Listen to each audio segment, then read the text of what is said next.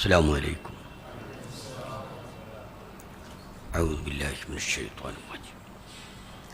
بسم الله الرحمن الرحيم. الحمد لله رب العالمين، والصلاة والسلام على سيدنا محمد شفيع المذنبين وعلى آله وصحبه الفائزين، أما بعد، فإن خير الكلام كتاب الله وخير الهدي هدي سيدنا محمد صلى الله عليه وسلم، وشر الأمور محدثاتها وكل محدثة بدعة وكل بدعة ضلالة وكل ضلالة في النار. أعوذ بالله من الشيطان الرجيم. بسم الله الرحمن الرحيم. قل هو الله أحد الله الصمد لم يلد ولم يولد ولم يكن له كفوا أحد. ഏറ്റവും ബഹുമാനമുള്ള അധ്യക്ഷനവറുകളെ, മറ്റു സാദാത്യങ്ങളെ, മഹാന്മാരായ സമസ്ത കേരള ജമിയത്തുൽ ഉലമയുടെ പണ്ഡിതന്മാരെ, സുന്നത്ത് ജമാഅത്തിൻ്റെ പ്രവർത്തകരെ, കാരണവന്മാരെ, സ്നേഹിതന്മാർ,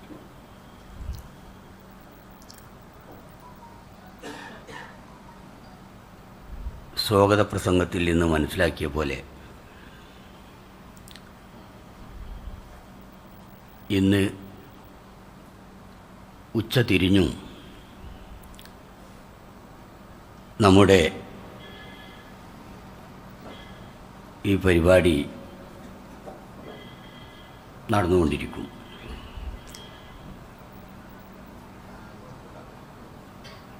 നമ്മെ സംബന്ധിച്ചിടത്തോളം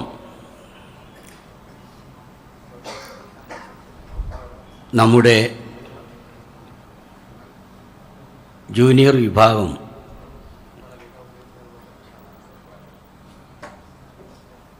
വളരെയേറെ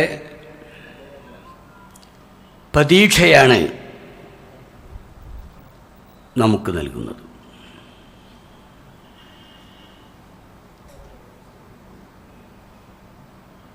നമ്മുടെ ഭാഗത്ത് വല്ല പോരായ്മയും സംഭവിച്ചിട്ടുണ്ടെങ്കിൽ ഇൻഷാ അല്ലാഹ് അവർ അത് നികത്തും, തിരുത്തും. സുന്നത്ത് ജമാഅത്ത് ഈ രാജ്യത്ത് അവർ പരിലസിപ്പിക്കും എന്ന് നമുക്ക് പ്രതീക്ഷിക്കാം. അല്ലാഹു തൗഫീഖ് ചെയ്യുമാറാകട്ടെ.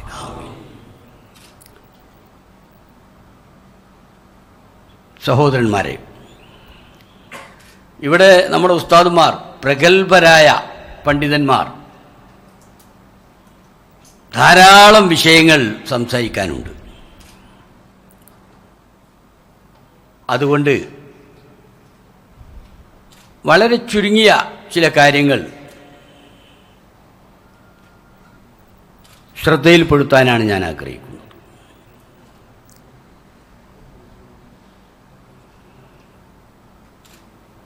നമ്മുടെ ആദർശം ഏറ്റവും മനോഹരമാണ്, സുശക്തമാണ്, ഭദ്രമാണ്.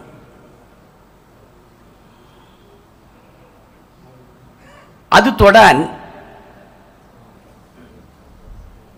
സുന്നത്ത് ജമാഅത്തിനെതിരിൽ ഇതുവരെ വന്നവർക്കോ ഇനി വരാനിരിക്കുന്നവർക്കോ സാധ്യമല്ല.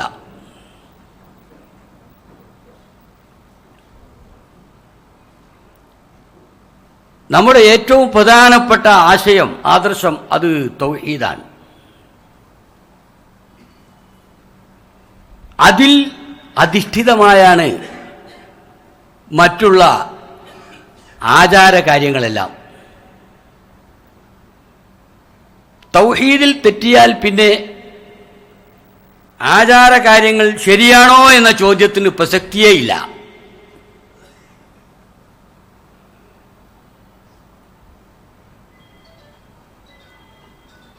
സുന്നത്ത് ജമാഅത്തിൻ്റെ ശത്രുക്കളെ സംബന്ധിച്ചിടത്തോളം എന്താണ് തൗഹീദ്, എന്താണ് ശിർക്ക് എന്ന് ഇതുവരെയും അവർക്ക് നിർവചിക്കാൻ കഴിഞ്ഞിട്ടില്ല എന്നുള്ളതാണ് വസ്തുത. നിർവചനമില്ലെങ്കിൽ വചനമില്ല, അതാണ് വസ്തുത.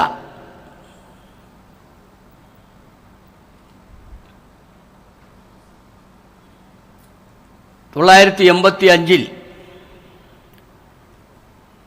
കൊട്ടപ്പുറത്ത് വാദപ്രതിവാദം നടക്കുമ്പോൾ ഓരോ ദിവസവും മുജാഹിദ് പക്ഷത്തോട് എന്താണ് ചോദിക്കേണ്ടത് എന്ന് ഞാനും മൂസ മൗലവിയും അതുപോലെയുള്ള സുന്നത്ത് ജമാഅത്തിൻ്റെ പണ്ഡിതന്മാരും കൂടിയൊക്കെ ചർച്ച ചെയ്തു.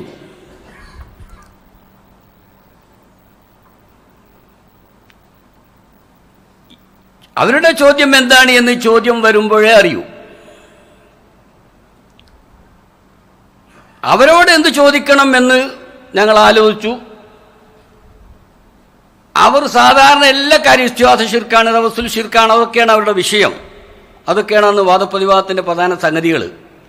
എന്താണ് ശിർക്ക് എന്ന് അവരോട് ചോദിക്കണം.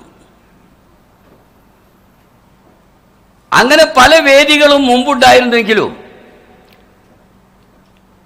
ഇങ്ങനെ ഒറ്റ ചോദ്യം എന്ന നിലയ്ക്ക് എന്താണ് ശിർക്ക് എന്ന ചോദ്യം അവരോട് ഉന്നയിച്ചിട്ടുണ്ടായിരുന്നില്ല, നമ്മുടെ ശ്രദ്ധയിൽപ്പെട്ടിട്ടില്ല. അങ്ങനെ ഒന്നാമത്തെ ചോദ്യം, നമ്മുടെ ഭാഗത്തു നിന്നുള്ള ചോദ്യം, എന്താണ് ശിർക്ക്, അതിൻ്റെ നിർവചനമെന്ത് എന്നതായിരുന്നു. ഞങ്ങൾ വിചാരിച്ചിരുന്നു എന്തെങ്കിലുമൊക്കെ അവർ തട്ടി ഒപ്പിക്കും, ശരിയോ തെറ്റോ വേറൊന്നാണ്, എന്തെങ്കിലും പറയാതിരിക്കുമ്പോൾ. ഇത്രയും കാലം 921 മുതൽക്ക്, അന്ന് മുജാഹിദും ജമാഅത്തും ഒക്കെ ഒന്നാണ്. പിന്നെ തൗഹീദിൻ്റെ കാര്യത്തിലല്ല ജമാഅത്തെ ഇസ്ലാമി ഭിന്നിച്ചത്. 946 ജമാഅത്തെ ഇസ്ലാമി രംഗത്ത് വന്നു. അത് തൗഹീദിൻ്റെ കാര്യത്തിലുള്ള മാറ്റമല്ല, തൗഹീദിൻ്റെ കാര്യത്തിൽ അവരും മുജാഹിദും ഒക്കെ ഒന്നാണ്. രാഷ്ട്രീയമായ കാര്യത്തിലാണ് അവർ തമ്മിലുള്ള വ്യത്യാസമുണ്ടായത്. അങ്ങനെ ഈ 921 മുതൽക്ക് സുന്നത്ത് ജമാഅത്തിൻ്റെ ശത്രുക്കൾ എല്ലാവരും ഈ ഇസ്തിഗ്ഹാസ ശിർക്കാണ്, തവസ്സുൽ ശിർക്കാണ്, മന്ത്രം ശിർക്കാണ്, മാല മൗലിദ് ശിർക്കാണ്, ശിർക്കല്ലാത്തൊരു പരിപാടി അന്ന് അവർക്കില്ല. അവരോട് ശിർക്ക് എന്താണ് എന്ന് ചോദിച്ചപ്പോൾ സംഭവിച്ചത് എന്താണെന്ന് ചോദിച്ചാൽ, ഏതാണ്ട് ആ സ്റ്റേജൊക്കെ സ്റ്റേജിൻ്റെ ഇടയിൽ മാധ്യസ്ഥന്മാർ മാത്രമാണ്. ഇപ്പോൾ ഇതാണ് നമ്മുടെ സ്റ്റേജെങ്കിൽ ഇപ്പുറത്ത് അവരുടെ സ്റ്റേജ്, ഇതേ കണക്കിന് നടുവിൽ മാധ്യസ്ഥന്മാർ. അപ്പം ശരിക്കും അവരെ നമുക്ക് കാണാം, എന്തൊക്കെയാണ് അവർ ചെയ്യുന്നത് എന്നതൊക്കെ ശരിക്കും മനസ്സിലാക്കാൻ സാധിക്കും.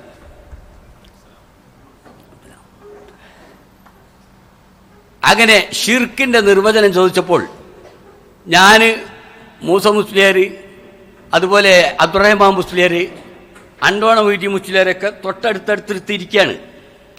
ഷിർക്കിൻ്റെ നിർവചനം അങ്ങ് ചോദിച്ചപ്പോൾ മുഞ്ചിതെടുത്താണ് നോക്കുന്നത്. മുജാഹിദിൻ്റെ പണ്ഡിതന്മാർ മുഞ്ചിതെടുത്ത് നോക്കുകയാണ്. നമുക്കറിയാമല്ലോ, മുഞ്ചിത് നമ്മൾ കാണുന്നതല്ലേ, ചെറുപ്പം മുതൽക്ക് കാണുന്നതാ. ഉസ്താദന്മാർ എന്തുണ്ടായാലും മുഞ്ചിത് നോക്കും. അപ്പോൾ നമുക്കറിയില്ല ഇത്ര കട്ടിയുള്ളൊരു സാധനം ഇതിൽ എന്താണ് എന്നൊന്നും നമുക്കറിയില്ല. എന്നാലും മുഞ്ചിത് കണ്ടാലറിയാം.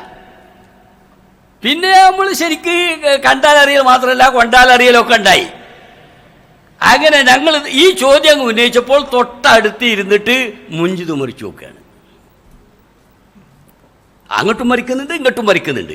അപ്പോൾ എങ്ങനെയാണ് അതിൽ പദം കണ്ടെത്തുക എന്ന് പറഞ്ഞുകൂടാ. അല്ലെങ്കിൽ ആ ഓർഡറിൽ ഒറ്റ ഓർഡറിൽ മറിക്കാല. ഇത് അങ്ങോട്ട് കുറേ മറിക്കും, ഇങ്ങോട്ട് കുറേ മറിക്കും. ഞങ്ങളിങ്ങനെ ഇരുന്ന് ചിരിക്കുകയാണ്. ശരിക്കും ചിരി. ബോധപൂർവം ഞങ്ങൾ ഈ ചിരി ഉണ്ടാക്കുകയാണ്, അവരൊന്ന് കണ്ടോട്ടെ എന്ന് കരുതിയിട്ട്. ഇതാണ് അവരുടെ അവസ്ഥ. ഇങ്ങനെ ശിർക്ക് നിർവചിക്കാൻ അവർക്ക് കഴിയുന്നില്ല. അതിന് മുഞ്ചിത് വേണം, മുഞ്ചിതിൽ നിന്നും അവർക്ക് കഴിയുന്നില്ല എങ്കിൽ ഇതാണ് അവരുടെ പരാജയത്തിൻ്റെ, ഇന്നും അവരനുഭവിക്കുന്ന പരാജയത്തിൻ്റെ കാരണം. ഇബാദത്തിൽ പങ്കുചേർക്കുക, ഇതാണ് നാം പറയുന്ന ആ ശിർക്കിൻ്റെ ഉദ്ദേശം. ശിർക്കിന് നാം പറയുന്ന നിർവചനങ്ങളെല്ലാം ഇബാദത്തിൽ അള്ളാഹു അല്ലാത്തവരെ പങ്കുചേർക്കുക എന്നുള്ള, അത് വാക്കാലുള്ള ഇബാദത്തായാലും പ്രവൃത്തിയാലുള്ള ഇബാദത്തായാലും മനസ്സാ ഉള്ള ഇബാദത്തായാലും എന്തായിരുന്നാലും അതിൽ അള്ളാഹു അല്ലാത്തവരെ പങ്കു ചേർക്കുക.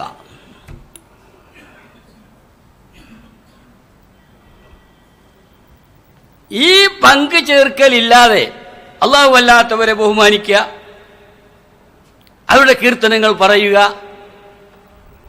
അവർ ഉപദേശിച്ച നിർദ്ദേശങ്ങൾ ഉൾക്കൊള്ളുക, ഇതെല്ലാം അള്ളാഹുവിന് വേണ്ടിയാണ് നാം ചെയ്യുന്നത്. അങ്ങനെയാണെങ്കിൽ അതിലൊന്നിലും ശിർക്ക് വരാൻ യാതൊരു സാധ്യതയുമില്ല. ഏറ്റവും വലിയ വണക്കം, ഏറ്റവും വലിയ ബഹുമാനം, ഏറ്റവും വലിയ അംഗീകരണം അല്ലാഹു തആലാക്ക് നൽകുക. മറ്റുള്ളവർക്കൊക്കെ നൽകും, പക്ഷെ അത് അതിൽ താഴെ അള്ളാഹുവിൻ്റെ നിർദ്ദേശപ്രകാരം മാത്രം. മഹാത്മാക്കൾക്ക് അല്ലാഹു തആല കഴിവ് കൊടുക്കും. ബിഗൈരി ഹിസാബ് എന്നാ ഖുർആൻ പറഞ്ഞത്.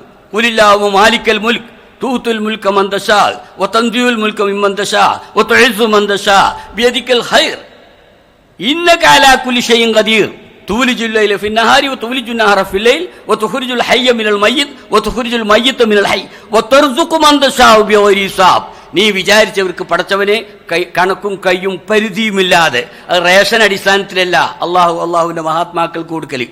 കാർഡ് വെച്ചിട്ട് കുറച്ച് കൊടുക്കും, അവിടെ പരടും, പിന്നെ ഇല്ല.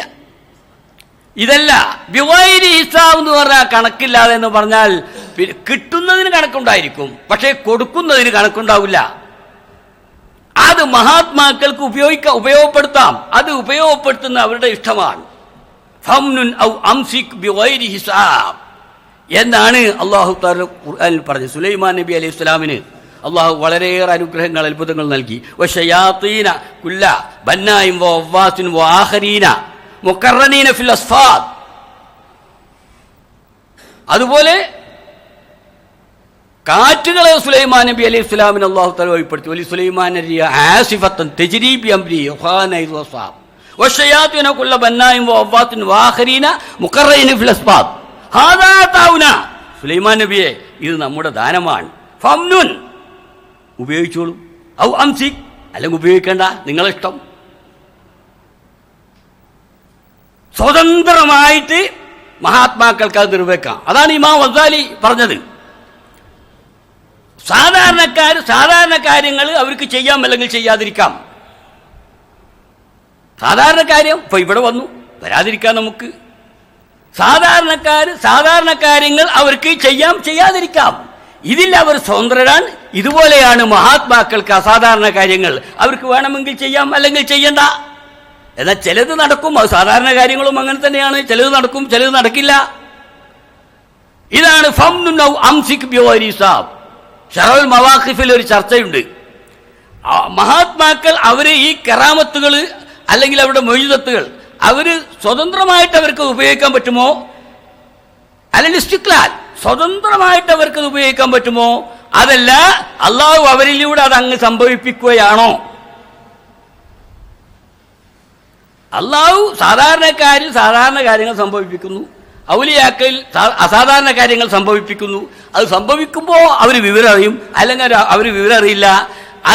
അതിൽ അവർക്കൊരു പ്രത്യേകതയുമില്ല, ഒരു തെരഞ്ഞെടുപ്പും അവർക്കില്ല എന്നാണോ സുന്നത്ത് ജമാഅത്തിന്റെ അഭിപ്രായം?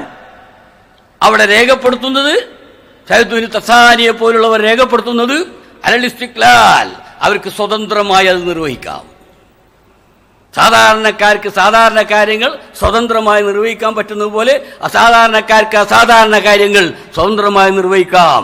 ഫംനുൻ ഔ അംസിക് ബിഗൈരി ഹിസാബ്, അത് അവിടെയും ബിഗൈരി ഹിസാബ്. ഫംനുൻ ഔ അംസിക് ബിഗൈരി ഹിസാബ്. നിങ്ങൾ അത് നടപ്പാക്കിയാലും കൊള്ളാം, നടപ്പാക്കിയില്ലെങ്കിലും കൊള്ളാം, അതെല്ലാം നിങ്ങളെ ഇഷ്ടമാണ്. ഇവിടെയാണ് സുന്നത്ത് ജമാഅത്ത് നിൽക്കുന്നത്. മഹാത്മാക്കൾക്ക് അല്ലാഹു തആല കൊടുക്കുന്ന കഴിവുകൾ നിഷേധിക്കാൻ കഴിയില്ല. പക്ഷേ അങ്ങനെ അവരുമായി അതിൽ ബന്ധപ്പെടുന്നത് അവരെ ആരാധിക്കലല്ല. ഏറ്റവും വലിയ ബഹുമാനം, ഏറ്റവും വലിയ അംഗീകരണം, ഏറ്റവും വലിയ വണക്കം, ഏറ്റവും വലിയ വിനയം, അതെല്ലാം അല്ലാഹുവാണ് ഏറ്റവും വലുത്. അത് ഏറ്റവും വലുത് എന്നുള്ളതോ ഒരാളുടെ ഏറ്റവും വലുത് മാനസികമായി ഓരോരുത്തരും വ്യത്യസ്ത ശക്തികളുടെ ഉടമകളാണ്. എല്ലാ ഹൃദയത്തിനും ഒരു ശക്തിയല്ല. അപ്പോൾ ഒരാൾ കൊടുക്കുന്ന ബഹുമാനവും ആദരവും മറ്റൊരാളെ സംബന്ധിച്ചിടത്തോളം അത് ഏറ്റവും വലുതാകണമെന്നില്ല. അതുകൊണ്ടാണല്ലോ സിദ്ദീഖ് റളിയല്ലാഹു തആലാനുവിന്റെ ഈമാനും നമ്മുടെ സാധാരണക്കാരുടെ ഈമാനും തമ്മിൽ തൂക്കിയാൽ സിദ്ദീഖ് റളിയല്ലാഹു തആലാനുവിന്റെ ഈമാനാണ് മുന്നിൽ കൂടുതൽ താഴുക, തുലാസിൽ താഴുക എന്ന് നബി സല്ലല്ലാഹു അലൈഹി വസല്ലം ഞങ്ങൾ പറഞ്ഞെങ്കിൽ ആ സിദ്ദീഖ് റളിയല്ലാഹു തആലാനു മൂമിനാൻ, നമ്മൾ ഒരു മൂമിൻ തന്നെയാണ്. പക്ഷേ അവിടെ ആ ശക്തിയാൽ, ഹൃദയത്തിന്റെ ശക്തിയാണ് അവിടെ ആ വ്യത്യാസം ഉണ്ടാക്കി തീർക്കുന്നത്. ഹൃദയത്തിന്റെ ശക്തി അഥവാ സിദ്ദീഖ് റളിയല്ലാഹു തആലാനു അള്ളാഹുവിനെ എത്ര കണ്ട് മനസ്സിലാക്കി, എത്ര കണ്ട് ബഹുമാനവും ആദരവും തൻ്റേത് അത് ഏറ്റവും ഉയർന്ന അളവിൽ നൽകുമ്പോൾ നമ്മുടേത് അത്ര അങ്ങ് ആകുന്നില്ല. പക്ഷെ നമ്മെ സംബന്ധിച്ചിടത്തോളം അത് ഏറ്റവും വലുത് തന്നെയാണ്. ഇന്നമൽ അഅ്മാലു ബിന്നിയാത്ത് വഇന്നമാ ലികുല്ലി ഇംറിഇൻ മാ നവാ.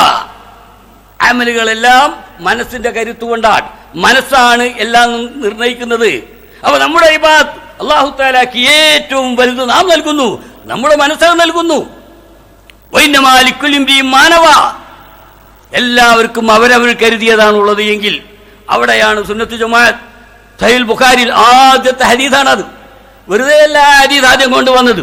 ഇസ്ലാമിന്റെ മുഴുവൻ കാര്യങ്ങളും, തൗഹീദും അതുപോലെ ഇബാദത്തും മുഴുവൻ കാര്യങ്ങളും അതിൽ ഒതുങ്ങുന്നു. ഇന്നമൽ അഅ്മാലു ബിന്നിയാത്ത് വഇന്നമാ ലികുല്ലി ഇംറിഇൻ മാ നവാ. ഈ റൂട്ടിൽ നാം സഞ്ചരിച്ചു കഴിഞ്ഞാൽ പിന്നെ യാതൊന്നും സംഭവിക്കാനില്ല.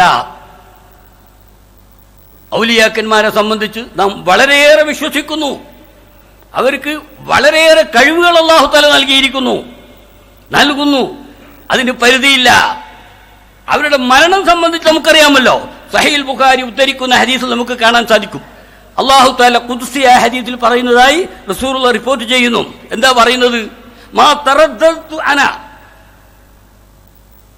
തറദ്ദതു ഫീ ശൈഇൻ അന ഫായിലുഹു. ഞാൻ ചെയ്യേണ്ട ഒരു കാര്യത്തിൽ എനിക്ക് സംശയിച്ച് നിൽക്കേണ്ടി വന്നിട്ടില്ല. അതിപ്പോ അല്ലാഹ് നമ്മെ സംബന്ധിച്ചിടത്തോളം മനസ്സിലാക്കാൻ വേണ്ടി പറയാണ്. ഞാൻ ചെയ്യേണ്ട ഒരു കാര്യത്തിൽ എനിക്ക് ചെയ്യണ്ടേ എന്ന് സംശയിച്ച് നിൽക്കേണ്ടി വന്നിട്ടില്ല എന്റെ ഇഷ്ടദാസന്റെ കാര്യത്തിൽ ഒഴികെ. യക്റഹുൽ മൗത വഅന ഉരീദു മസാഅതഹു വലൈസ ലഹു ബുദ്ദുൻ, അങ്ങനെ എന്തോ ആണ്. ഹദീസ് ഓർമ്മ വരുന്നില്ല. ആ ഇഷ്ടദാസൻ മരിക്കൽ ആവശ്യമായിരിക്കും, അവന് സമയമായി എൻ്റെ കണക്കനുസരിച്ച്. എന്നാൽ അപ്പോൾ ആ സമയത്ത് മരിക്കുന്നത് ചിലപ്പോൾ അദ്ദേഹത്തിന് ചില പ്രയാസങ്ങളൊക്കെ ഉണ്ടാക്കും. എന്നാൽ മരിക്കാതെ കഴിയുന്നതുമല്ല, മരിപ്പിക്കാതെ കഴിയുന്നതുമല്ല. ഇങ്ങനത്തെ ഒരവസ്ഥ മൂമിന്റെ കാര്യത്തിൽ, മൂമിന്റെ മരണത്തിന്റെ കാര്യത്തിൽ എനിക്കുള്ളൂ. അല്ലാതെ ഒരു വിഷയത്തിലും എനിക്ക് സംശയമുണ്ടായിട്ടില്ല. അത് അള്ളാഹ് നമ്മെ മനസ്സിലാക്കാൻ വേണ്ടി പറയാണ് സംശയം എന്നുള്ളത്. ചുരുക്കി പറഞ്ഞാൽ മഹാത്മാക്കളെ ശാരീരികമായി ഈ ലോകത്ത് വെച്ച് മരിപ്പിക്കുന്നത് വരെ അല്ലാഹു തആലാക്ക് എന്തോ അതിൽ പ്രയാസമുണ്ട്. പക്ഷെ അതിൽ നിയമമാണ്. കുല്ലു നഫ്സിൻ സായിഖത്തുൽ മൗത്ത്, അത് നിയമമാണ്. പക്ഷെ അതുകൊണ്ട് തന്നെ മഹാത്മാക്കളെ സംബന്ധിച്ചിടത്തോളം ഒരു സാങ്കേതികമായ മരണം മാത്രമാണുള്ളത്. അവമങ്കാന മൈത്തൻ ഫഅഹ്യൈനാഹു വജഅൽനാ ലഹു നൂറൻ യംശി ഫീഹി ഫിൽദുലുമാത്ത്. അവമങ്കാന മൈത്തൻ ഫഅഹ്യൈനാഹു വജഅൽനാ ലഹു നൂറൻ. മരിച്ചു, ഒരു മഹാത്മാവ് മരിച്ചു. എന്നാൽ അല്ലാഹു തആല ആത്മീയമായിട്ട് അദ്ദേഹത്തെ ജീവിപ്പിക്കുന്നു. അദ്ദേഹത്തിന് അല്ലാഹു തആല പ്രത്യേക പ്രകാശം നൽകുന്നു. ആ പ്രകാശം ജനങ്ങളിൽ വിതരണം ചെയ്യുന്നു എന്ന് മഹാത്മാക്കളെ കുറിച്ച് അല്ലാഹു തആല പറഞ്ഞു. അപ്പൊ മരണം അതൊരു സാങ്കേതികമാണ്. ജീവിതത്തെക്കാൾ സാധാരണ ജീവിതത്തെക്കാൾ വലിയ മഹത്വം മരണത്തിന് ശേഷം അവർക്ക് അല്ലാഹു തആല നൽകുന്നു. സവാഉം മഹ്യാഉം മമാത്തും എന്നൊക്കെ പരിശോധിച്ചാൽ നമുക്കറിയാം. മൂസാ നബിയുടെ സംഭവം നമുക്കറിയാമല്ലോ. നബി സല്ലല്ലാഹു അലൈഹി വസല്ലം തങ്ങളെ സഹായിക്കാനായി മിഅ്റാജിന്റെ രാത്രി മൂസ നബി അലൈഹിസ്സലാം അവിടെ പ്രത്യക്ഷപ്പെട്ട് നിസ്കാരത്തിന്റെ കാര്യത്തിൽ നബിയോട് നബി അതിന് കഴിയില്ല സമൂഹത്തിന്, അതുകൊണ്ട് ചുരുക്കാൻ ആവശ്യപ്പെടണം. അങ്ങനെ ചുരുക്കിയില്ല, അല്ലാഹു ചുരുക്കി. അങ്ങനെ ഒരു സംഭവം മൂസാ നബിയുടെ ജീവിതകാലത്ത് സംഭവിച്ചിട്ടുണ്ടോ? ഇല്ല. മൂസാ നബിയുടെ ജീവിതകാലത്ത് അങ്ങനെ ഒരു സംഭവം ഉണ്ടായതിന് ഒരു രേഖയുമില്ല. നേരെ മറിച്ച് മൂസാ നബി വഫാത്തായി റസൂലുള്ളാഹി പ്രവർത്തനം ഏറ്റെടുത്ത സമയത്താണ് മൂസാ നബി അലൈഹി ഇസ്ലാമിൽ നിന്ന് ആ കാര്യം പ്രകടമാകുന്നതെങ്കിൽ നാം തീർത്തും മനസ്സിലാക്കുന്നു, മഹാത്മാക്കൾ വഫാത്തിന് ശേഷം ഏറ്റവും വലിയ കഴിവിന്റെ ഉടമകളാണ്.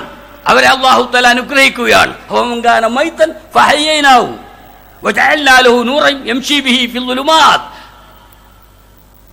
എന്ന് അല്ലാഹു തആല പറയുന്നു. സവാഉം മഹിയാവും മമാത്തും എന്നും പറയുന്നു.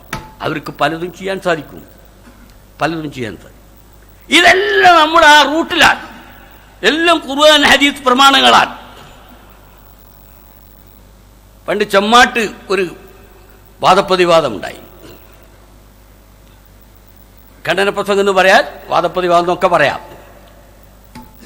മഗ്രിബ് നമസ്കരിച്ചു, 9 മണിവരെ മുജാഹിദ് പറയും.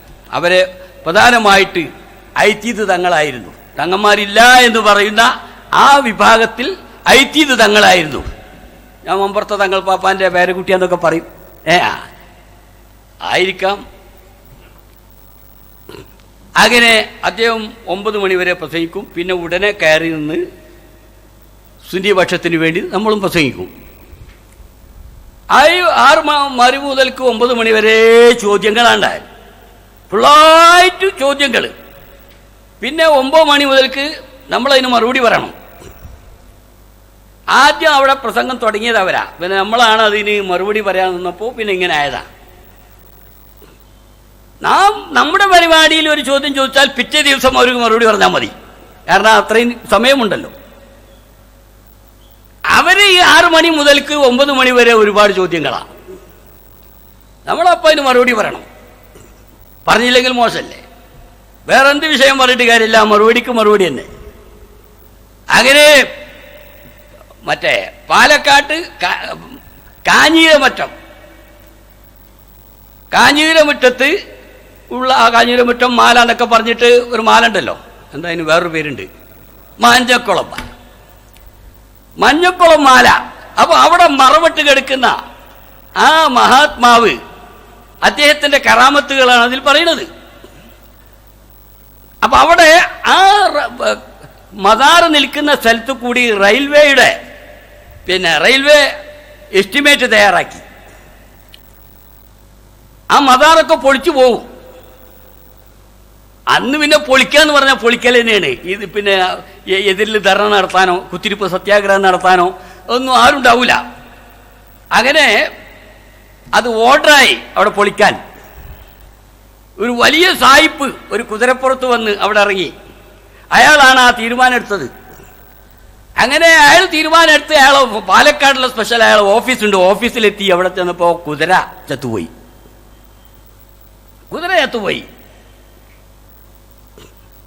അത് മാലയിൽ പലതും പറഞ്ഞ കൂട്ടത്തിൽ കുറ്റിതാറച്ചോന്റെ കുതിരയെ കൊന്നോവർ എന്ന് പറഞ്ഞു.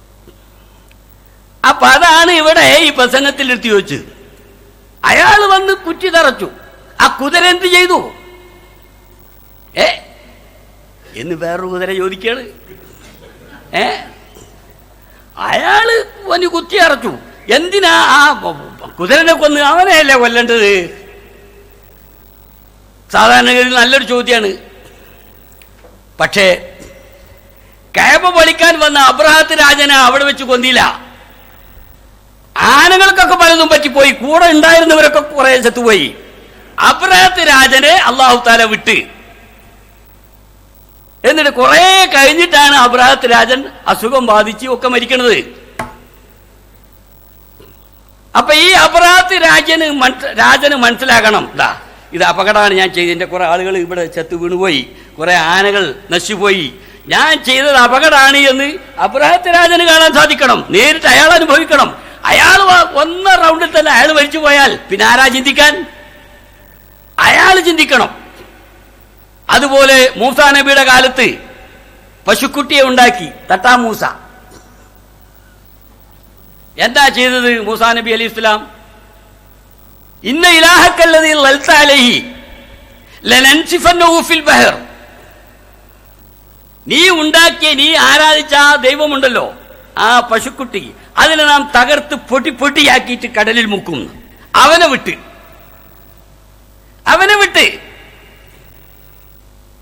അവനങ്ങനെ പിന്നെ ആരെ കണ്ടാലും ലാമിസാൽ തുടരുന്നു കേട്ടോ, തൊടാൻ പാടില്ല എന്ന് പറഞ്ഞാൽ എന്തോ രോഗം ബാധിക്കും. തൊട്ടവനും പനിക്കും അവനും പനിക്കും എന്നാ പറയണത്. ഏതാകട്ടെ അവനങ്ങനെ വിട്ട്. കാരണം അവനെ ലോകത്തിന് അവനെ മനസ്സിലാക്കണം.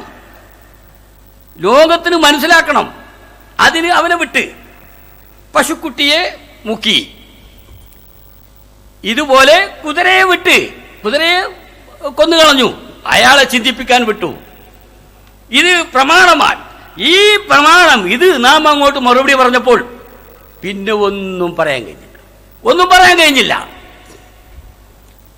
ഇങ്ങനെ നാം ആലോചിച്ച് കാര്യങ്ങൾ മുന്നോട്ട് നീക്കുമ്പോൾ പഠിക്കണം. നാം എല്ലാ മാലയും കുലുമാലയും എല്ലാം നാം പഠിക്കണം. എന്നിട്ട് അതിൽ എവിടെയാണോ സുന്നത്ത് ജമാഅത്തിനെതിര് വരുന്നത് അതൊക്കെ നാം കണ്ടെത്തി നാം മറുപടി നേരത്തെ തയ്യാറാക്കണം. അഡ്വാൻസ് ആയിട്ട് നാം മറുപടി തയ്യാറാക്കണം.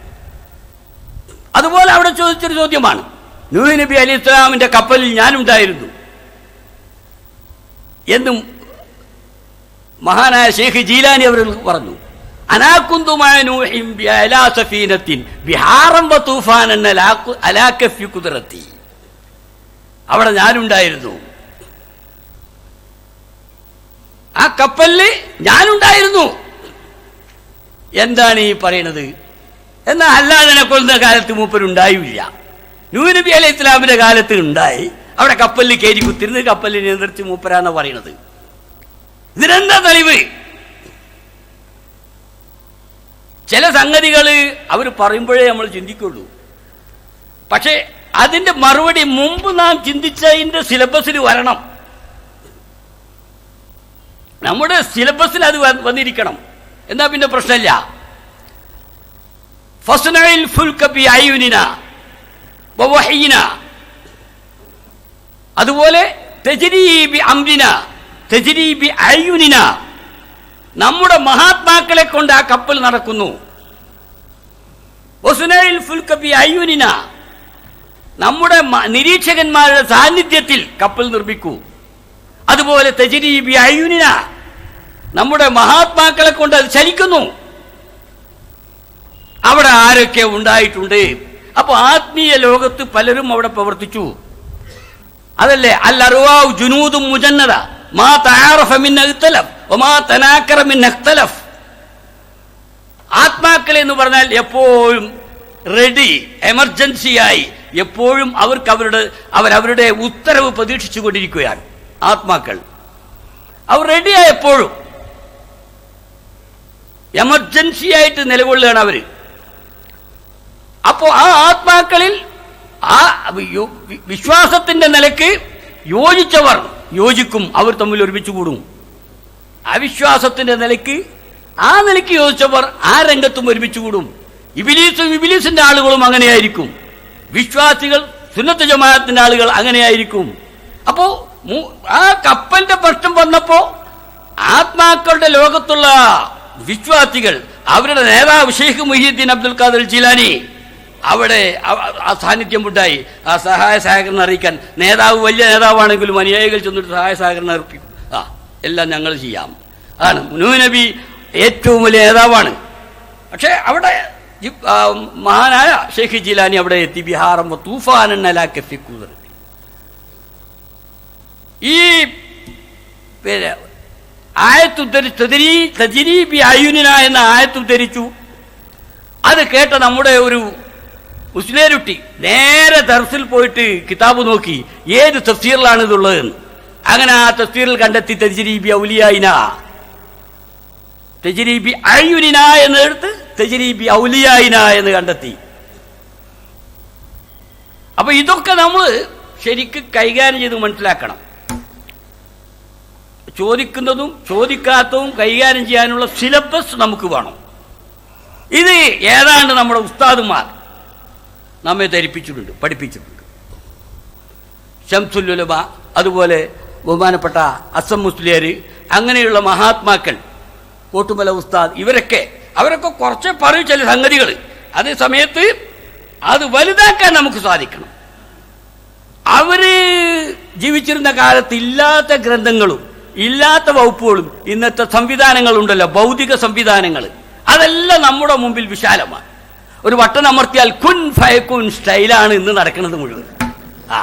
അല്ല പറഞ്ഞല്ലോ, അതിപ്പോൾ മനസ്സിലായിക്കൊണ്ടിരിക്കുകയാണ്. കുൻ ഫയക്ക് ഒരു ബട്ടൺ അമർത്തിയാൽ വലിയ ഗംഭീരം കെട്ടിടങ്ങളങ്ങ് ഉണ്ടാവും. അതുപോലെ തകരും ചെയ്യും മറ്റേ ബട്ടൺ അമർത്തിയാൽ. രണ്ടിനും വന്നാ ഓണാക്കാനും ഓഫാക്കാനും ഒറ്റ ബട്ടണാ, ഓണിനും ഓഫിനും ഒറ്റ ബട്ടണാ. ഇതാണ് പ്രത്യേകത. അള്ളാഹിനെ സംബന്ധിച്ചിടത്തോളം അങ്ങനെയാണ്. അത് അള്ള കൊടുക്കുകയാണ്. അള്ളാഹുവിന്റെ കഴിവ് അന്ത്യനാൾ വരെ ഇവിടെ അത് ഓരോരോ ദിവസവും അള്ളാഹു തആല പ്രചരിപ്പിച്ചു കൊണ്ടിരിക്കാം. ഫീ കുല്ലി യൗമിൻ ഹുവ ഫീ ഷൈഇൻ പറഞ്ഞില്ലേ? ഫീ കുല്ലി യൗമിൻ ഹുവ ഫീ ഷൈഇൻ. എല്ലാ ദിവസം എന്നുള്ള മനുഷ്യർക്ക് ആ ദിവസം, അള്ളാഹു തആലക്ക് ദിവസമല്ല. എല്ലാ ദിവസവും മനുഷ്യന് വേണ്ടി അള്ളാഹു തആല പുതിയ പുതിയ പുതിയ സംവിധാനങ്ങൾ ഉണ്ടാക്കിക്കൊണ്ടിരിക്കുകയാണ്. അതിവിടെ ഉണ്ടാവും. അതൊക്കെ നമുക്ക് ഉപയോഗപ്പെടുത്താനാണ്. ഉപയോഗപ്പെടുത്തണം.